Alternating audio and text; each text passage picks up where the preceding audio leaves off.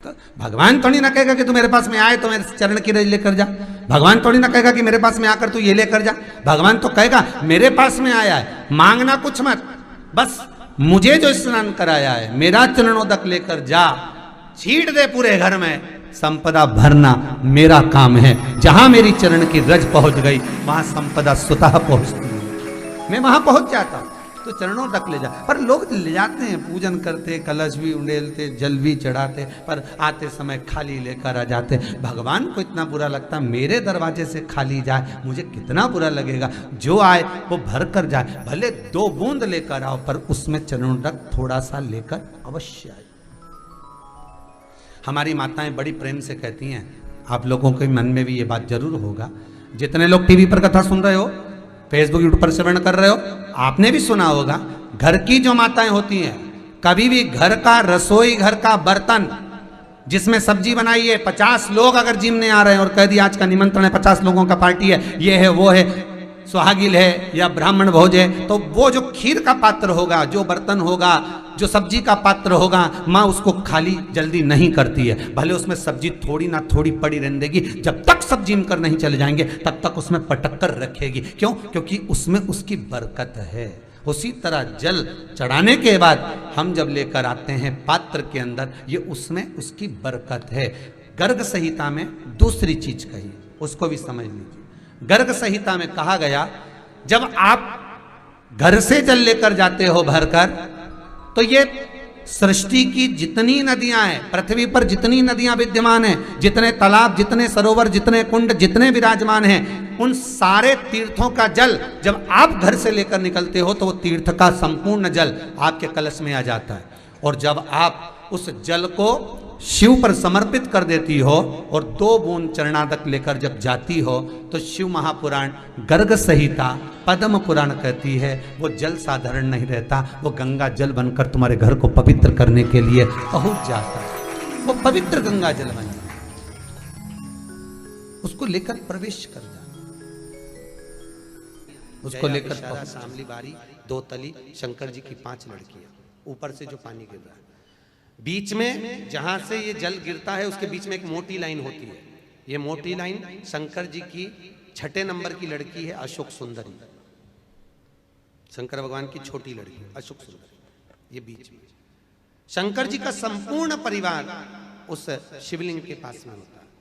जिस दिन आप पशुपति व्रत करें उस दिन चंदन ये दोनों चरणारविंद में लगाएं और कंकु रोली बीच में जो लाइन है अशोक सुंदरी की वहां चढ़ा, और भगवान शंकर से विनती कर कर उसी रोली और चंदन को मस्तक पर लगाकर अपनी कामना कर कर वापिस से जाए।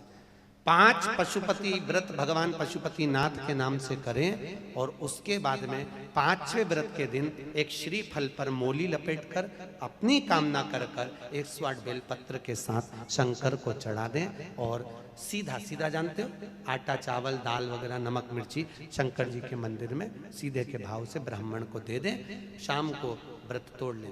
5 व्रत जो पशुपति व्रत को कर लेता है पशुपति व्रत के नाम से, उसके मनोवांछित फल कामना पूरी हो जाती है, शंकर उसके मन की कामना पूर्ण कर देते हैं। ऐसे पशुपति। अगर कोई बच्चा सीए की पढ़ाई में कर रहा हो या कोई अच्छी पढ़ाई कर रहा हो, उसकी नौकरी नहीं लग रही हो या पास नहीं हो रहा हो, अच्छे नंबर से निकल ही नहीं रहा हो, एग्जाम नहीं पास ही नहीं हो पा रहा हो, तो उस बच्चे के लिए पशुपति व्रत, अगर एक व्रत भी वो पशुपतिनाथ का कर लेता है और बीच में जो लाइन है उस लाइन पर शहद चढ़ा देता है और उस शहद को चम्मच में उठा कर ले आता है, एग्जाम देने के 1 दिन पहले वो शहद खा लेता है, तो बच्चा अच्छे नंबर से पास हो जाता है, कभी जिंदगी में फेल नहीं होता। जो एग्जाम में बैठेगा उसमें अव्वल निकल जाएगा। पशुपति व्रत का इतना प्रमाण है, साधारण व्रत नहीं है पशुपति। शंकर भगवान ने पशुपति रूप धारण किया। समय बीता, आगे चरित्र आता है महाराज। आगे जो वर्णन किया, माता पार्वती जी के साथ में भगवान शिव विराजमान है, तभी उसी समय पर भगवान शंकर भूत भावन बैठे हुए थे। एक शंखचूर्ण नाम का राक्षस हुआ जिसकी धर्म पत्नी का नाम था तुलसी। शंखचूर्ण अपनी प्रवृत्ति में रमा रहता था, गलत काम करना, और तुलसी भगवान शंकर की आराधना में, भगवान शंकर की भजन में लगी रहती थी। शंखचूर्ण राक्षस की प्रवृत्ति इतनी प्रखर थी, मदिरा का पान करना, मांसाहार करना, गलत काम करना, इन सब प्रवृत्तियों को देखकर सारे देवताओं ने भगवान शिव से विनती करी, भोलेनाथ इस शंखचूर्ण को मारना जरूरी है। शंकर भगवान ने कहा इसको मार नहीं सकते क्योंकि इसकी धर्म पत्नी बड़ी सात्विकवान है, पति की सेवा करने वाली, पति को परमेश्वर मानने वाली, भगवत तत्व में डूबने वाली है, भगवत तत्व में। कभी गलत संगति में नहीं पड़ी, क्या करा जाए?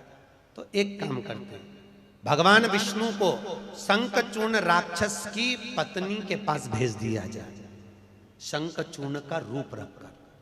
शंखचूर्ण का रूप रखकर शंकर भगवान के कहने पर भगवान विष्णु को भेजा गया उसकी धर्म पत्नी के कक्ष में। धर्म पत्नी सोची मेरा पति है, उसके साथ में रही, उससे उसका सात्वित्व डिग गया, सात्वित्व समाप्त हुआ। शंखचूर्ण राक्षस के साथ शंकर भगवान आनंद में युद्ध करे, और युद्ध कर कर भगवान शंकर ने शंखचूर्ण को मारा। जैसे ही शंखचूर्ण राक्षस नीचे गिरा, शंखचूर्ण राक्षस को मरते ही शंकर भगवान ने अपने पांव के प्रहार से उसको समुद्र में फेंक दिया। समुद्र में फेंकते ही शंखचूर्ण राक्षस की हड्डियों से शंख जाति का निर्माण हो गया। काय का निर्माण हुआ है? शंख जाति का। हिंदू धर्म में सारे देवताओं पर शंख का जल चढ़ सकता है, केवल एक भोलेनाथ ऐसे हैं शंकर भगवान जिन पर कभी शंख का जल नहीं चढ़ता। काय का जल नहीं चढ़ता? शंख। अगर भगवान शंकर पर शंख का जल चढ़ जाए तो 1000 गौ हत्या के बराबर दोष लगता है। मां शंख के जल का इतना दोष है, शिव जी को नहीं चढ़ता, शंकर भगवान को समर्पित नहीं होता। शंख का सारे देवताओं पर शंख का जल चढ़ेगा, पर शंकर पर नहीं चढ़ेगा, शिव जी पर नहीं चढ़ेगा, क्योंकि भगवान शंकर ने शंखचूर्ण राक्षस के वध कर कर उसके चरण का प्रहार कर कर भगवान ने उसको समुद्र में पटका, जिससे शंखचूर्ण राक्षस की हड्डियों से शंख जाति का निर्माण हुआ। शंखचूर्ण राक्षस की हड्डियों से शंख जाति का निर्माण होता है। महाराज यहाँ पर तुलसी का जो सात्वित्व डिगा, तुलसी क्रोध में लाल हो गई और लाल होकर भगवान विष्णु से कहा, नारायण तुमने मेरे साथ छल करा है, जाओ मैं तुम्हें श्राप देती हूं कि तुम पत्थर के हो जाओ। और तुलसी अपने ऊपर जल डालकर गंडकी नदी के रूप में बहने लगी। गंडकी नदी के रूप में जब तुलसी आई तो गंडकी नदी प्रकट होकर बोली, हे शंकर भगवान तुमने मेरे पति को मारा है, इसलिए मैं कभी भी तुम पर नहीं चढ़ूंगी। पूरी दुनिया में केवल एक ही जल है, गंडकी नदी का जल, जो शंकर जी पर कभी नहीं चढ़ता। महाराज गंडकी नदी कहाँ है? चीन और नेपाल की बॉर्डर पर। आप लोग अगर पशुपति गए हो, नेपाल गए हो, तो नेपाल में अगर शंकर भगवान का अभिषेक होता है तो वो आपसे पूछते हैं, पंडित जी ये जल कहाँ का है? अगर आप बोलेंगे कि हम भारत से लेकर आए हैं, इंडिया से लेकर आए हैं, तो वो जल शंकर जी पे चढ़ाने देंगे। अगर आपने कह दिया नेपाल का जल है तो वो नहीं चढ़ाने देंगे, क्योंकि वहां गंडकी नदी का जल आता है और गंडकी नदी का जल शंकर को नहीं चढ़ने देते।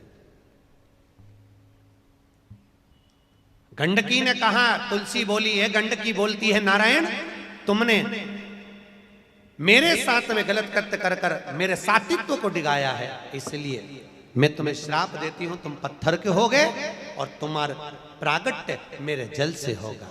आज भी गंडकी नदी का नियम है, गंडकी नदी में